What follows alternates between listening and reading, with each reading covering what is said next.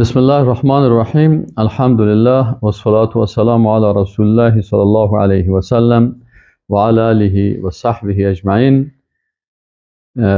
دوستای عزیز، السلام علیکم و رحمت الله و برکاته. ما و شما الحمدلله در سوره النساء رسیدیم و این سوره نساء نامیده شده به خاطر که الله متعال عزت زیادی برای خانم ها داده و به این خاطر این سوره قرآن عظیم الشان در مورد خانم ها زیاد احکام بیان میکنه و به خاطر از که این خانم ها پیش الله من حیث بنده ها ارزش زیاد دارن، این سوره به نام زنها نامیده شود، در حالی که ما به نام مردها سوره نداریم. به نام الرجال در قرآن سوره نداریم، ولی به نام خانم های یک سوره هست، ولی بازم دشمنای اسلام تبلیغات منفی خود میکنن. به هر صورت ما و شما در این قسمت در کدام موضوع بحث میکنیم؟ موضوعی که ما و شما در این راستا در او باره بحث میکنیم و برای ما و شما بسیار مهم است، این هست که در سوره هر سوره که ما و شما در آغازش مییم موضوعات اساسی از این سوره را زیر بحث میگیریم. موضوع اساسی سوره بقره که ما و شما بعد از اینکه 3 نمونه از خلافت اسلامی را بیان کرد، موضوعات در سوره بقره چی را بیان کرد؟ احکام تشریعی نظام اسلام را بیان کرد.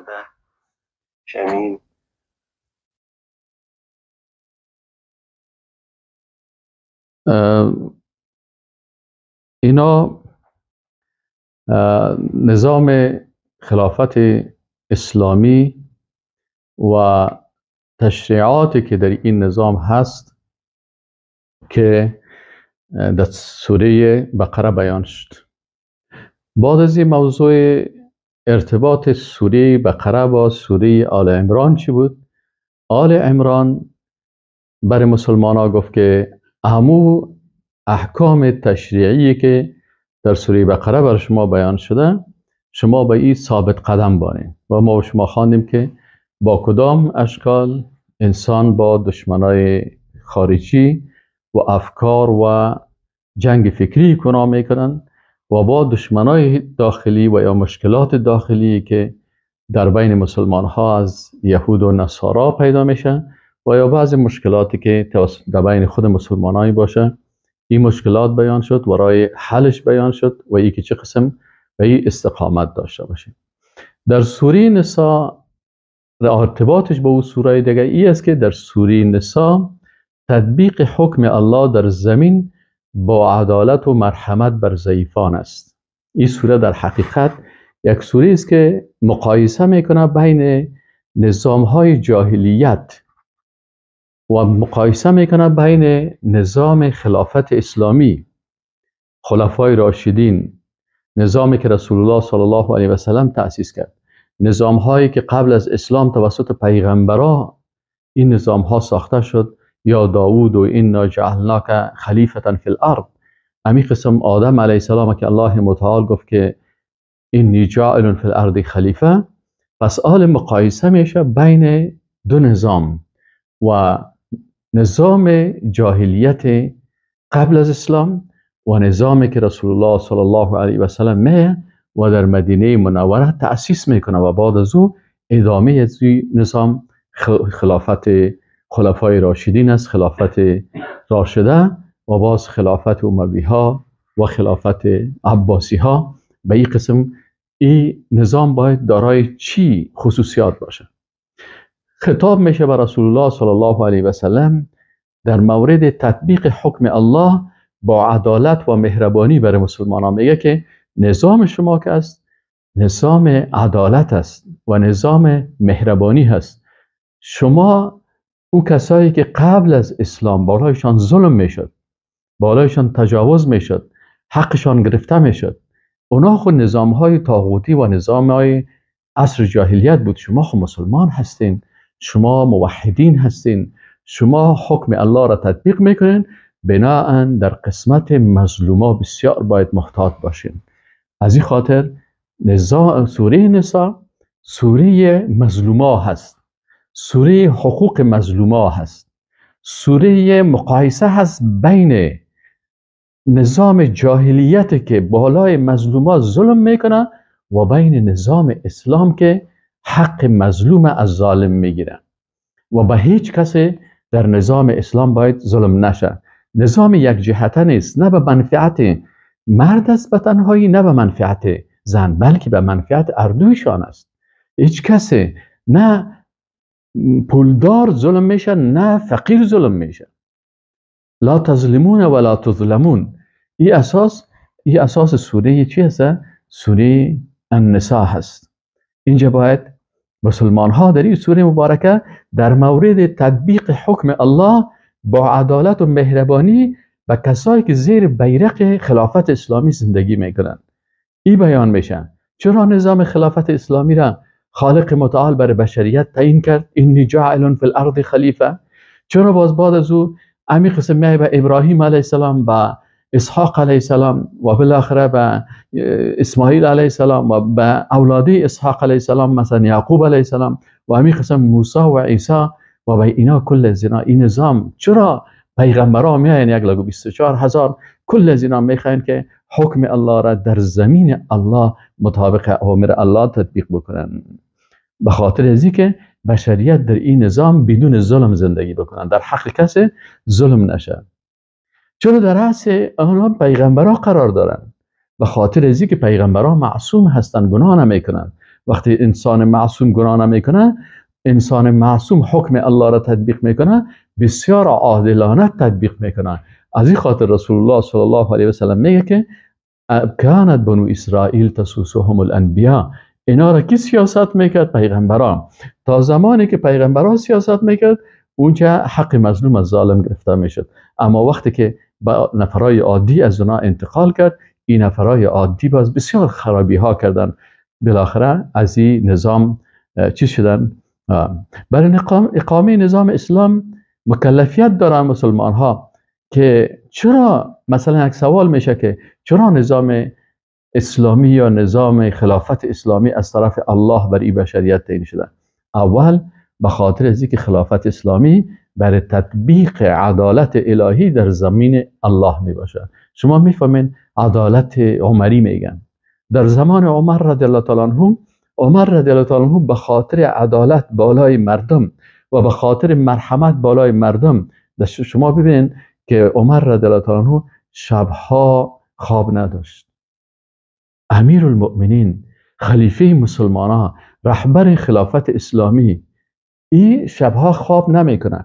چرا خواب نمیکنه؟ به خاطر ازی خواب نمیکنه که این امتی که اینجاست، امت اسلامی که اینا رعیت خلافت اسلامی هستن، اینا باید با آرامش و با آرامی استراحت بکنن و وقت میرن در شبها در خانه ها میگردن و از حال یتیم، از حال بیوه، از حال زن، از حال مرد، از حالت هر کسی خدا خبر میسازن. در زمان خلافت عمر ابن عبدالعزیز مثال هایشه، مثلا کل مثال ها را آدم گفته نمیتونم. مثلا در زمان خلافت عمر ابن عبدالعزیز در کوچه های، در سرک های مسلمان ها، در قریه های مسلمان ها نفرای بیت المال میگردن و پرسان میکنن و سوال میکنن که آیا کسی هست که صدقه بگیره، زکات بگیره؟ کس پیدا نمیشه که پیسه زکات بگیره. امروز شما تصور بکنید در این قرن 21 که ما شما زندگی میکنیم، اگر امیال یک کس پیسه رو بره، امروز در امریکا به هزار انسان هستن که در روی سرک شو زندگی میکنن، در روی سرک خواب میبرن. ظلمی که امروز هست مثلا در فلسطین ما شما میبینیم که اطفال به خاطر یک کاسه یک شوربا گریه میکنن و ساعتها استاد میشن. زنها را ببینی که جسدهای طفلایشان را ببینن چیغ میزنن که انسان حتی دور دیدن نمیتونه، از دیدنش انسان بیخی اوتا ایران میمانه که یا الله این چی وحشتی هست که این نظام های کپیتالیستی و این نظام های کمونیستی. شما ببینید چقدر وقت است که روسا بالای اوکراین، خب یکی حکومت است، یکی مردم عامش است، چی حال انداخته و چقدر بمبارد است و چقدر خرابی میکنه. آیا کسی گفت که پوتین تروریست است؟ آیا کسی گفت که مثلا رئیس جمهور امریکا تروریست است؟ کسی گفت که مثلا نتانیاهو صدر اعظم صهیونیستا یک تروریست است؟ نمیگن. اما تروریسم و ظلم و دهشت از اینا به کجا رسیده هست؟ به عوض از اینا کی میتونه که عدالت در زمین الله قائم بکنه؟ نظامی که به اساس شریعت الهی قائم شده باشه. این نظام الله متعال میگه به خاطر عدالت الهی و به خاطر ترحم بالای مردم مظلوم باید نباشه در نظام اسلامی. نظام خلافت اسلامی در مقابل نظام جاهلیت است که در این نظام انسانهای طاغوت صفت به شکل از اشکال بالای مردم ظلم و تجاوز میکنند. یگانه مانع این طاغوت ها نظام خلافت اسلامی بود که وقتی نظام خلافت اسلامی آمد، خلفای راشدین توانستند که در امپراتوری فارس نابود بکنن و به عوض این امپراتوری اینها را، مسلمان ها را در زیر بیرق اسلام بسیار با عزت حفظ کردند. و ما و شما پدرای ما در این منطقه چی شدن؟ مسلمان شدن در عصر خلفای راشدین. در اون طرف دیگر رومانی ها ظلمی که از طرف رومان و بیزانس میشد، با ظلمی که اونجا بود مسلمان ها رفتن و حتی امو مناطقی که غیر مسلمان می بودن دروازه های قریه های خود برای مسلمان ها باز میکردن به خاطر نجات از ظلم لشکر رومانی ها. و بسیاری آمدن و در زیر بیرق اسلام زندگی میکردن، حتی نصرانی ها و غیر مسلمان ها. به این خاطر به این نظامی که در مقابل طواغیت استاد میشه. تعیین خلیفه مسلمان ها از طرف گروه از دانشمندهای متخصص مسلمان، یک خلیفه مسلمان ها بدون که خدا کاندید بکنه. چرا او کسی که خدا کاندید میکنه چوکی طلب است، قدرت طلب است، پیسه مصرف میکنه. اما در نظام اسلام یک کسی خبر نمی باشه که از طرف شورای اهل حل و عقد، همون شورایی که علمای بزرگی که هستن که به درجه اجتهاد رسیدن، متخصصین بزرگی هستن، اینا چی میکنن؟ یک کسی را که شایسته منصب است من حیث خلیفه مسلمان ها تعیین میکنن و پیشنهاد میکنن و مردم من به امرای عزیز چی میکنن؟ بیعت میکنن. این خلیفه مسلمان ها وقتی که میایه، اولین تعهدش می است که مطابق کتاب الله و سنت رسول الله صلی الله علیه و سلم عمل میکنن. لا طاعت للمخلوق فی معصیت الخالق.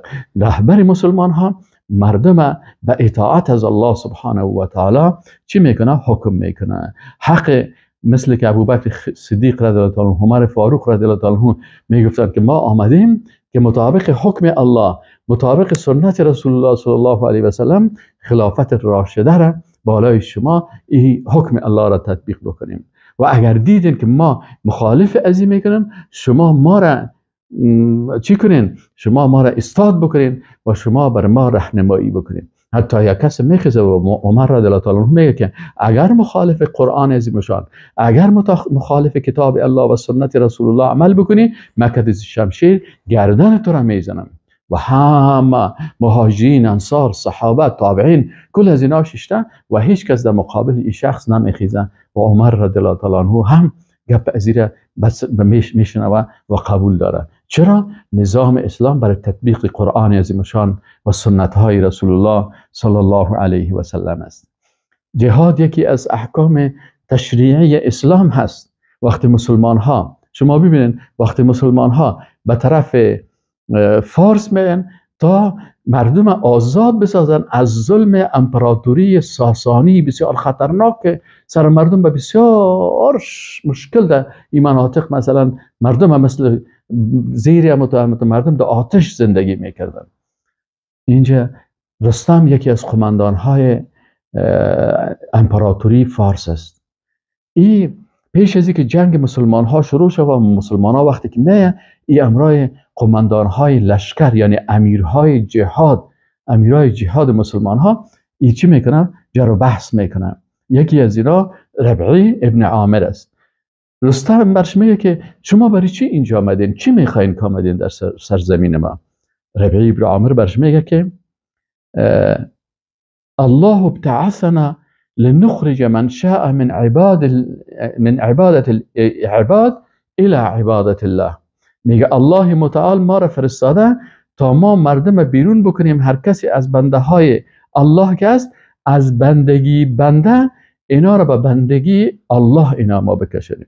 یعنی اینجا شما بنده های الله را بنده های خود ساختین. ما میخوایم که اینا را از بندگی شما، از یوغ استعمار شما، از یوغ ظلم شما، از تکبر شما، ما اینا را نجات بدیم.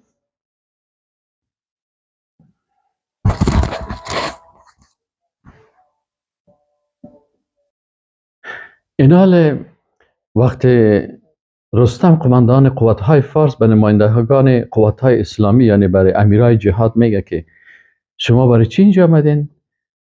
ربیع بن عامر رضی الله عنه میگه که الله ابتعثنا لنخرج من شاء من عبادت العباد الى عبادت الله. میگه الله ما را فرستاده تا که ما بیرون بکنیم هر کسی را که الله بخواه از بندگی بنده به عبادت الله، که انسان باید بندگی الله را بکنه، عبادت الله را بکنه، نه ای که شما این چیزها را تختای روانه جور کردید و سر شانه های مردم میشینین و اینا را میگن که ما را انتقال بدی و 20 نفر 30 نفر زیر یک دانه از چیز شانه هایشان تراش میشه به هیچ ظلمی که اونها داشتن.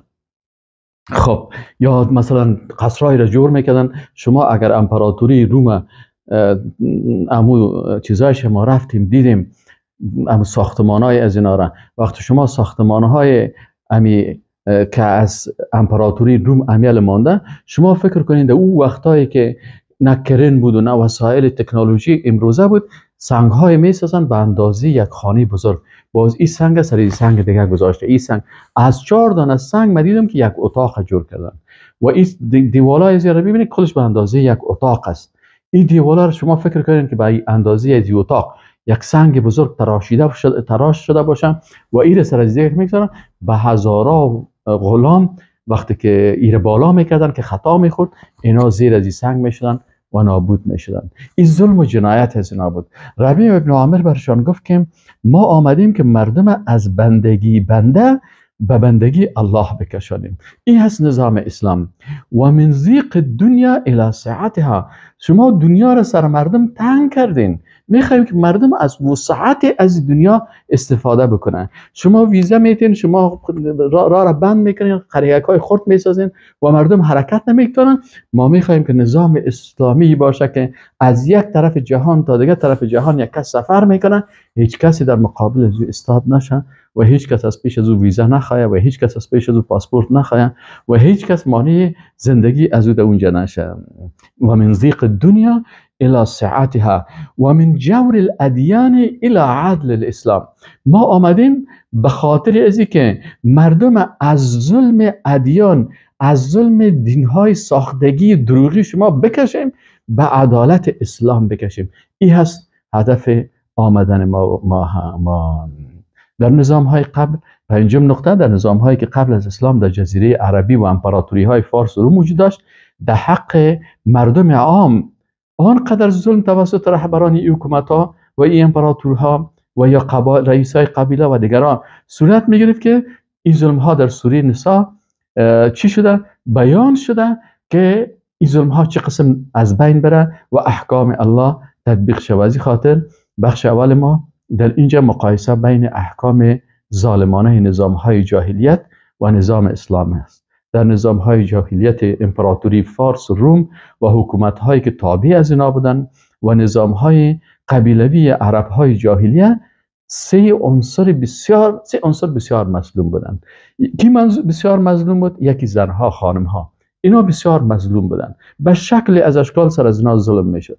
دوم طبقه یتیم، سر یتیم ها چون پدرش فوت کرده بود آل سرازی بسیار ظلم صورت میگرفت، مالش میگرفتن، حقش میگرفتن، خودش ظلم میکردن در حقش. و سوم سر کسایی بودن که اونا ضعیفی عقلی داشتن، مثلا به همو منفعت خود بیچاره نمیفهمیدن، اینا را در حق از اینا بسیار ظلم میشد. در این صورت در این سوره مبارکه مفصلا درباره همین مسائل بحث میشه. در بحث اول احکام عادلانه نظام اسلام برای اقامه عدل و جلوگیری از ظلم است. در این مطلب اولش احکام عادلانه اول در مورد زنان و دخترها هست. قبل از ظهور اسلام در امپراتوری فارس، در امپراتوری روم، در مناطقی که تحت قیادت از اینا بود، در بین عرب ها زن مثل یک وسیله بود. ای در دست خود هر قسم که میخواستن استفاده میکنن. بخر، بفروش. یک مرد میتونه با 100 زن ازدواج بکنه. و از نگاه معنوی رومانی ها و کسایی که کریستیان بودن، نصرانی ها و یهود، اینا میفتن زن لعنت شده. چرا در کتاب از اینا در بایبل امی قسم در کتاب تورات تحریف کردن و به کتاب تورات یهودیا هم عقیده داشتن و نصرانی هم عقیده داشتن. میگفتن آدم علیه السلام از جنت زن بیرون کرد، از این خاطر زن بالایش لعنت شده هست، لعنت الله بالای ازی است. از این خاطر من حیث یک مخلوق لعنت شده به طرف از این نظر میکردن. و به می قسم مردم هند زنها را تحقیر میکردن و میگه وقتی یک خانم شوهرش فوت میکنه سر از زیر پاک تراش میکردن و ای تا آخر عمر اما تا سرش اما تا فقط پیاز واره بیچاره میگشت. و یا این قسم میکردن که این زن هم میگفتن که باید زنده امرای شوهرش در داده شود. این در بعضی مناطقشان زنده در میدادن کت شوهرش و در بعضی جای دیگر سر از زیر کل میکردن و این رها میکردن و به این شکل حق نداشت که دوباره ازدواج بکنن یا زندگی داشته باشن. به این شکل عرب های جاهلیت از داشتن دختر ننگ میکردن، خجالت میکشیدن، شرم میکردن. وقتی برشان گفته میشد اذا بشر احدهم بالانثى ظل وجهه مسودا وهو کظیم، میگه رنگش سیاه میگشت وقتی برش میگه فلانی تو دختر پیدا شده. اونقدر میگه میپونید کظیم، یعنی میگه مثل مشک که پف کنی، اما تو میگه مشک پف شده وره، اما تو میگه فاز غضب میپونید که چی کنه که چه قسم. و بالاخره این طفلک دخترک میگرفت و میبرد زنده به خاک میسپرد. و این طفل بالاخره اسلام آمد و اذا الموءودة سئلت بأي ذنب قتلت. الله متعال احکام نازل کرد و حق از این طفله، حق زن و حق زنا دوباره احیا کرد. حتی در مردمای جاهلیت وقتی یک نفر 10 یا 15 یا 20 زن میگرفت، وقتی که فوت میکرد باز بچهای از این چی میکرد؟ میتونست امی زنای پدر خدا اینه به میراث ببره. اینه من حیث یک مال میراث میبرد. مثلا چند تا گاو داشت او رو به میراث تقسیم میکرد، چند تا شتر داشت او رو به میراث تقسیم میکرد، چند تا توشک و ظرف داشت اینو تقسیم میکرد و چند تا زن داره او رو هم در می قطار از اینا میمان. 4 تاش به تو برادر، 3 تاش برای تو برسه. نه من حیث خانم بلکه من حیث وسایل خدمتگار و من حیث مثل که انسان یک مال به ارث میبره. حالا شما توجه بکنید وقتی که اسلام میه، اول حکم اسلام چی هست؟ اولین حکم اسلام عدالت در یکی بودن اصل انسانیت. برای از اینا میگه که زن و مرد اصل جامعه انسانی رو تشکیل میدن. همگی از یک مرد و یک زن خلق شدن. یا ایها الناس، اعوذ بالله من الشیطان الرجیم، سوره نساء آیت اول میگه که یا ایها الناس، ای مردم اتقوا ربکم الذی خلقکم، شما بترسین از او ربتان که شما را خلق کرده، من نفس واحدة، از یک نفس، و خلق منها زوجها، این همسرش. برای مردها میگه که این خانم جزء بدن تو هست، این خانم جزء بدن تو هست. اینمی قسم که دست تو را الله جزء بدن تو خلق کرده، این خانم هم جزء بدن تو خلق کرده. تو آیا دست قطع میکنی؟ نمیکنی. دست اذیت میکنی؟ نمیکنی. قلبت اذیت میکنی؟ نمیکنی. امی قسم خانمت باید امی قسم به تو ارزش داشته باشه، مثل که یک جزء بدن تو بر تو ارزش داره. و خلق منها زوجها، و از امی نفس واحده که نفس آدم علیه السلام است همسرش خلق کرد.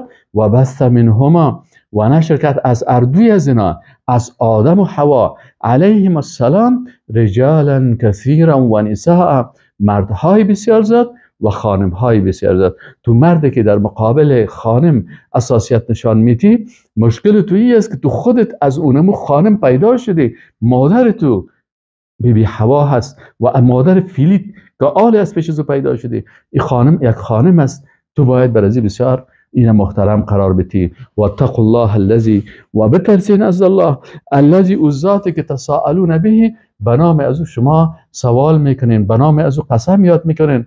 والارحام، امی قسم در مورد چی؟ در مورد الارحامتان، اقاربتان، مثل خواهرتان، برادرتان، کاکایتان، مامایتان دیگه، اول ارحامتان هم باید بسیار تقوا داشته باشین، از الله بترسین. ان الله کان علیکم رقیبا، یقینا که الله سبحانه و تعالی مراقب شما هست، هر لحظه شما را کنترل میکنه و تعقیب میکنه و شما را باز در روز آخرت در مقابل اندیشه های جاهلیت، در مقابل افکار جاهلانه و در مقابل اعمال جاهلانه مؤاخذه میکنه. حکم دوم که هست در قسمت یتیما هست. ببینین باید حق یتیما را بدین. و آتوا الیتامی اموالهم، برای یتیما مالهایشان را بدین. ولا تتبدلوا الخبیث بالطیب، شما مال خبیث، مال خراب خود، مال بی ارزش خود در جای مال با ارزش یتیم قرار ندین که مال با ارزش یتیم برای خود بگیرین و مال بی ارزش خود بر ازو بدین. ولا تأکلوا اموالهم الی اموالکم، شما مالهای از اونها را با امرای مالهای خود نخورین. بفهمین که مال یتیم است و این بسیار خطرناک است و در آیات بعدی میگه که کسی که مال یتیم میخوره در شکم خود مثل که آتش دوزخ خورده باشه. انه کان حوبا کبیره، این خوردن مال یتیم یک گناه بزرگ کبیره هست. شما این گناه بزرگ کبیره را، این گناه را نکنین. حکم سوم است عدالت با یتیمان و همسران. الله متعال میگه و این خفتم الا تقسطوا فی الیتامی، اگر در منازل شما دخترکای یتیم هستند، اگر شما فهمیدین که با امرای ازنا شما عدالت کرده نمیتونین، فانکحوا ما طاب لکم، شما خانم های دیگی بگیرین، ما طاب لکم که خوش شما میه. این خانم ها بغیر از اینا مثنا 2 خانم بگیرین، 2 خانم بگیرین و 3 و 3 خانم بگیرین و رباع و 4 خانم بگیرین. فان خفتم، پس اگر ترسیدین که الله تعدلوا، شما عدالت کرده نمیتونین. شما مسلمان ها برای چی هستین؟ برای عدالت هستین. در خانوادهتان عدالت بکنین، در بین اقاربتان عدالت بکنین، در قریه و منطقهتان عدالت بکنین، در شهرتان عدالت بکنین، در مملکت و بالاخره در تمام جهان شما باید بیرق عدالت بلند بکنین. وقتی که ترسیدین که در خانوادهتان، در بین فامیلتان عدالت کرده نمیتونین، ضعف جنسی دارین یا ضعف مالی دارین یا ضعف اقتصادی دارین یا مشکلات دارین، فواحدتا، پس 1 خانم بگیرین، اما برتان کفایت میکنه. اینه که مثلا 2 خانم یا 3 خانم یا 4 خانم بگیرین و باز بالاخره در قسمت از اونها ظلم بکنین. در مقابل از ظلم در روز قیامت درست است وقتی که شما مردها اگر عدالت میکنین، اگر حق بر شما شریعت حق میتن که شما تا 4 زن بگیرین، لکن الله متعال شریعت الهی برای خانم ها هم حق داده که اونا زندگی خوب داشته باشن، لباس خوب داشته باشن، نفقه خوب داشته باشن، خانه خوب داشته باشن. به این معنی نیست که شما 3-4 تا زنا رو در یک اتاق بیاین در یک جای پرتین، نه به نانش رسیدگی میتونین، نه به لباسش رسیدگی میتونین، نه به نفقهش رسیدگی میتونین، نه به اولادایت رسیدگی درست میتونین، نه از نگاه جسمی و مادی قوت و توانایی فیزیکی داریم. اینا بالاخره اونا را حق از اونا را در حق از اونا ظلم میکنین. وقتی فهمیدی که در نکاح، ببینین بعضی اوقات نکاح فرض می باشه سر انسان، بعضی اوقات نکاح سر انسان سنت می باشه، بعضی اوقات نکاح مکروه میشه، بعضی اوقات نکاح حرام است. یک نفری که توانایی نداره و به یک مرض مبتلا است، یک مشکل داره، پس برای از این نکاح کردن اجازه نیست که حتی 1 خانم هم بگیره، چرا در حق از 1 خانم ظلم میشه. پس اینجا شما باید عدالت مراعات بکنین و وقتی که عدالت نمیتونین، خودتان میفهمین که اقتصاد ما چطور است، زندگی ما چطور است، صحت ما چطور است، عافیت ما چطور است. او ما ملکت ایمانکم، یا آن چیزی که دستهای شما مالک آن شده. یعنی وقتی در اسلام که است، قبل از اسلام زیاد مردم مثلا زنا را به شکل از اشکال مختلف کنیز می ساختن و مردا را غلام می ساختن. اگر قرضدار می بود هم بالاخره قرض ادا کردن نمیدانست، بر کنیز غلام مبدل می شدن. اگر سر قافله چور میکردن قافله را، از اون طریق هم کسایی که در قافله می بود کل از اونها را غلام و کنیز خود می ساختن. سر قریه حمله میکردن، جنگای داخلی و گپا هم، یعنی به اشکال مختلف در قرضداری و در قمار و در مسائل مختلف. اسلام آمد گفت که نظام بردهداری و نظام کنیز ساختن فقط در یک حالت شما میتونین که وقتی مسلمان ها در بالای کافرایی که متجاوز هستن بالای از اونها حمله میکنن، همین قسم که او کافرها در اون وقت ظلم میکردن و در حق مسلمان ها، خانمای مسلمان ها امروز ما شما میبینیم چقدر زنای مسلمان ها بندی میکنن، در قید میبردن. این حال باز مسلمان ها حق نداره که وقتی زنای آیساف ای زنای امریکایی که تیارا میان باز اینا را گیر کنن، باز اینا را مثلا غلام خود کنیز خود بسازن. وقتی که زن پیلوت گیر میکنی و این میای مثلا هزاران نفر میکشه و ایره گیر کردی و پایینش کردی، آیا ایره به خاطر که او جانب مقابل دشمن ذلیل بسازی، آیا حق نیست که با امر ازنا معامله مثل شود؟ امروز چقدر مسلمان ها را، امروز زنهای فلسطینی را از گشنگی نمیکشند، امیل اطفال فلسطین از مسلمان ها وقتی که در جنگ اسیر میگرفتن، باز اگر اونا را خلیفه مسلمان ها یا آزادشان میکرد یا در مقابل ایوازی در مقابل تعداد از کسایی که پیش از اونا اسیر بود مبادله میکردن یا در مقابل پول اونا را رها میکردن، یا باز اگر نمیشد اینا را میگفت که اینا من حیث غلام ها در اینجا در جامعه باشن یا من حیث کنیز خانم ها در اینجا باشن. آله بر از اونا نان میدادن، غذا میدادن. وقتی که خانم صاحب طفل میشد، مادر ولد ازی گفته میشد، مثل خانم خوشوار بر عین حقوق بر ازی داده میشد. اما امروز بالای مسلمان ها شما میبینید در عصر که مردمایی که حقوق انسان و حقوق بشر و حقوق زن و حقوق طفل میگن، آیا شما حقوق طفل و حقوق زن و حقوق چیز تنها باید در اروپا و در امریکا باشه؟ یعنی یک فلسطینی مسکین ما شما به چشم خود میبینید، آیا حق ندارن؟ دیگه جهان، در افغانستان، در ایران، در دیگه سومال، در افریقا، در فلسطین که امروز مثلا از گشنگی میمرن، اینا حق انسانی حق ندارن؟ اینا الله متعال میگه که او ما ملکت ایمانکم، آن چیزی که ملک یمین شما باشه، ذالک ادنا الله تعالی.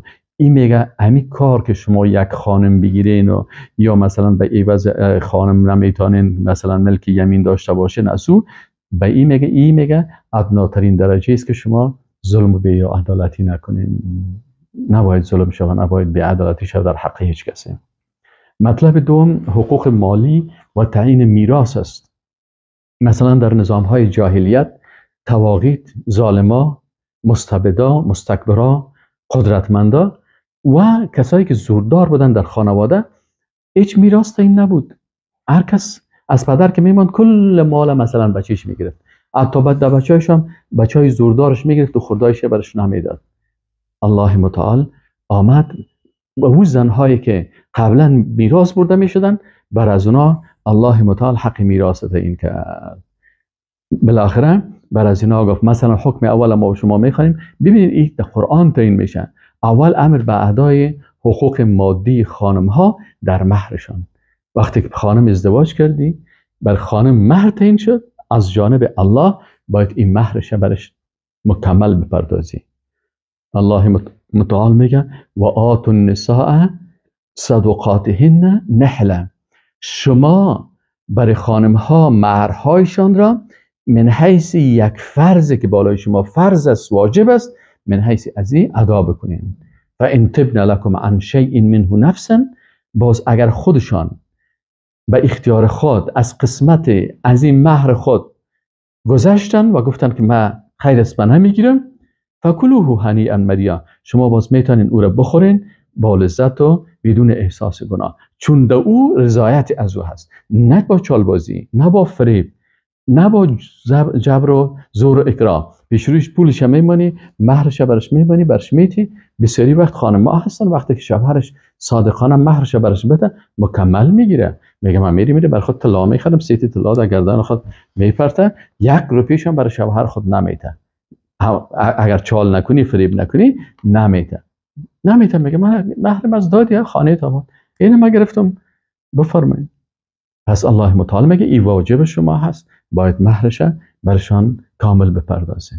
چال فریب نکنین، چرا از قلبتان الله با خبر است. حکم دوم، برخورد مناسب و ادای حقوق انسانهای ضعیف العقل. بعضی کسا هستن مشکل عقلی داره، پول هست، مال هست، اینا اگه بده سزی بدید میبردم یک روز در کوچه مصرف میکنه. الله متعال میگه در نگهداری مال از اینا باید چی شوه؟ عدالت شوه، مالشان عادلانه حفظ بکنین. وقتی که برشان مصرف میکنین عادلانه مصرف بکنین. ولا تؤتوا السفهاء اموالکم، مالهایتان برای جاهلا بر از اینا نتین. التي جعل الله لكم قیاما، این مالهایی را که الله متعال وسیله امرار زندگی شما گشتنده، شما این مالها را برای این جاهلا نتینه. ورزقوهم فیها، شما در امی اموال اینا را چی کنین؟ رزق برشان بتین. امی پولی که هست این پول از اینا را در کار پرتین، تجارت بکنین و از پول از اینا برشان نفقه برشان بتین.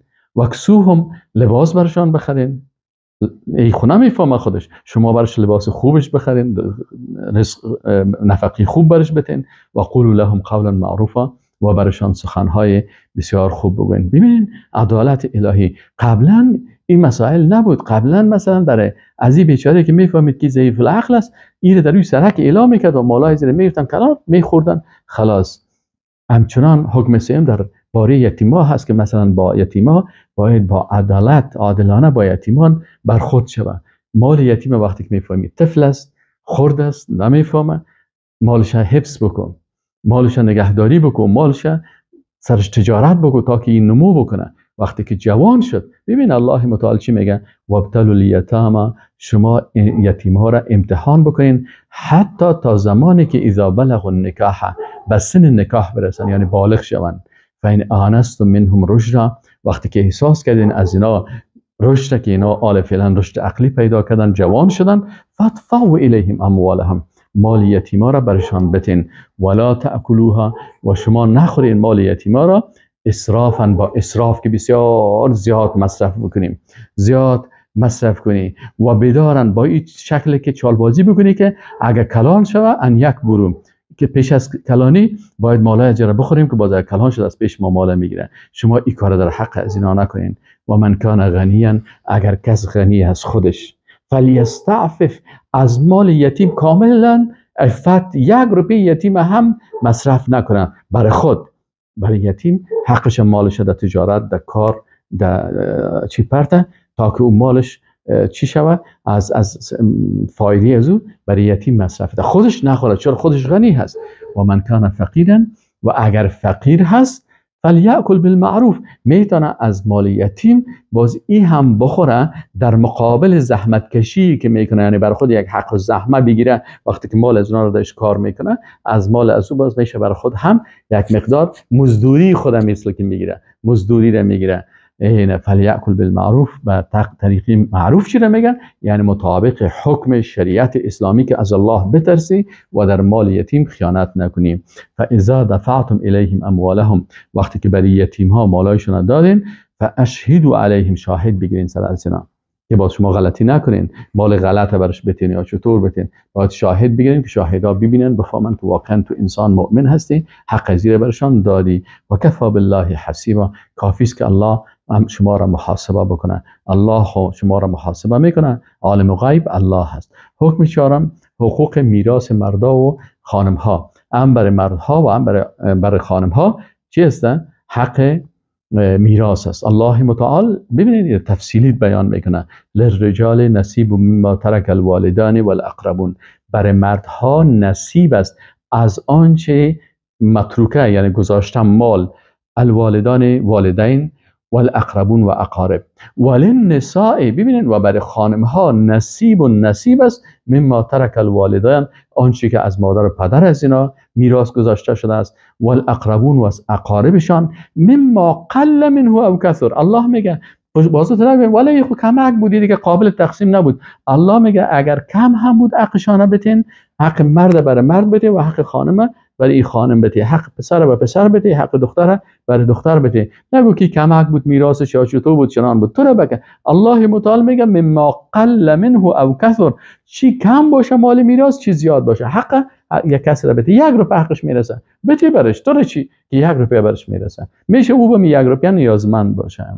نصیبا این قسمتی هست که مفروضا از جانب الله فرض شده هست بر از اینا تعیین شدگی هست از جانب الله. حکم پنجم اینا امی علم میراث فرایض میگن. چرا؟ به خاطر چیزهایی را که الله فرض کرده سر ما و شما که باید بر از اینا بدین. امی قسم که نماز سر تو فرض است، این امی قسم ادای حق دیگرا بالای تو فرض است که حقی از اینا را باید برشان بتین. و اذا حضر القسمت اولو القربى، اگر در تقسیم اقارب هم، مثلا بعضی کسا وقتی که میراث تقسیم میکنین بعضی از اقارب فقیر هستن، اینا هم میاین که یک چیزی برای ما هم بتین. اقارب میایه یا مثلا یتیما میاین یا مسکینا میاین، فرزقوهم منهم، یکی چیزی برای از اونا هم بتین. و قولوا لهم، و بگوین برای از اونا قولا معروفا، سخن شایسته. حکم ششم که است حقوق اولاد است که این ان شاء الله تعالی در درس بعدی ما و شما میخوانیم. ما و شما با آیت 8 سوره نساء را، آیت 8 سوره نساء را خلاص کردیم. و السلام علیکم و رحمت الله و برکاته.